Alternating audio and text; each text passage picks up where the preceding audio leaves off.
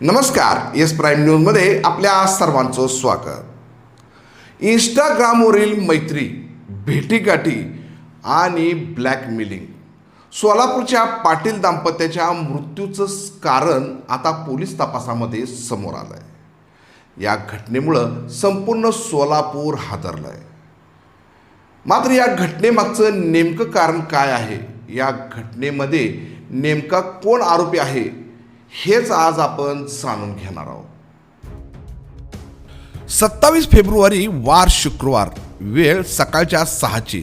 10 वर्षाची चिमुकली झोपेतून जागी झाली आणि जवळच झोपलेल्या आई वडिलांच्या तोंडातून फेस आलेला पाहिला। तिने लगेच हा प्रकार आपल्या काका आणि आजोबाला मोबाईलवरून सांगितला। सोलापूरच्या कलावती नगरमधील पाटील कुटुंबामध्ये मनसुन्न करणारी घटना घडली होती। श्रीदेवी सोमनाथ पाटील आणि पती सोमनाथ पाटील या दोघांनी विष प्राशन करून आपल्या जीवनाचा शेवट केला होता। त्यामुळे दोन्ही मुली अनाथ झाल्या। या घटनेनं संपूर्ण सोलापूर हादरले। घटनास्थळी पोलीस दाखल झाले तेव्हा MIDC पोलिसांनी प्रथम त्यांची सुसाईड नोटचा शोध घेतला। त्यावेळी त्यांना एक कागदाची चिठ्ठी मिळून आली। पोलिसांनी पंचनामा करून पाटील दाम्पत्याचा मृतदेह शवविच्छेदनासाठी पाठवला। या घटनेमुळे सोलापूरमधून हळहळ देखील व्यक्त झाली। MIDC पोलिसांनी लगेच तपासाची चक्रे फिरवत सुसाईड नोटचा अभ्यास केला, ज्यामध्ये श्रीदेवी पाटील याचा मित्र असणारा अभिषेक कोरे याच्या त्रासाला कंटाळून आम्ही नवरा बायको आमचे जीवन संपवत आहोत, या एका ओळीतून समजते की या मनसुन्न करणाऱ्या घटनेचे गुन्हेगार कोण आहेत।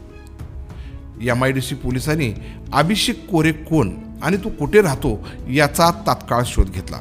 तेव्हा हा अभिषेक कोरे विजयपूरमध्ये राहत असल्याचं निष्पन्न झालं।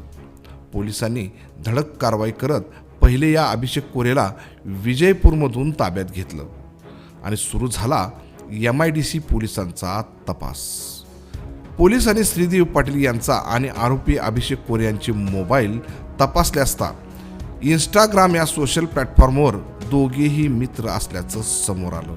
या दोघांची मैत्री मागील काही महिन्यापूर्वी झाली होती, तर या 2 महिन्याच्या कालावधीत अभिषेक हा श्रीदेवी पाटीलला सुमारे 4 ते 5 वेळा भेटायला सोलापूरमध्ये आल्याचं समजतंय। मग यांची मैत्री होती का प्रेमसंबंध होते, हे समजणे देखील आता महत्त्वाचे आहे। याच कालावधीमध्ये अभिषेक कोरेने श्रीदेवीचा कॉल रेकॉर्डिंग किंवा सोबतचे फोटो असतील यावरून कदाचित त्रास दिला असण्याची शक्यता व्यक्त होत आहे।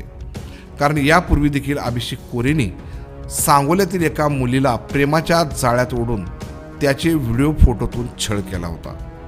मात्र या मुलीने पोलीस स्टेशन गाठले, मात्र श्रीदेवीने यमलोक गाठले।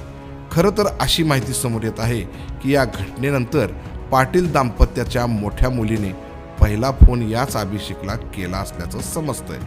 मग अभिषेक आणि श्रीदेवीची मैत्रीपूर्ण संबंधाची माहिती कदाचित कुटुंबातील सर्वांना माहीत होती। तसेच या प्रकरणामध्ये एका बड्या नेत्याचं नाव देखील समोर येत आहे। मात्र सध्या तरी पोलिसांकडून अर्धसत्य समोर आलंय, वास्तविकता अजून बाकी आहे। मात्र सोशल मीडियाच्या गैरवापराचा बळी मात्र पाटील कुटुंब ठरलंय हे नक्की। त्यामुळे 2 पोटच्या मुली अनाथ झाल्या आहेत।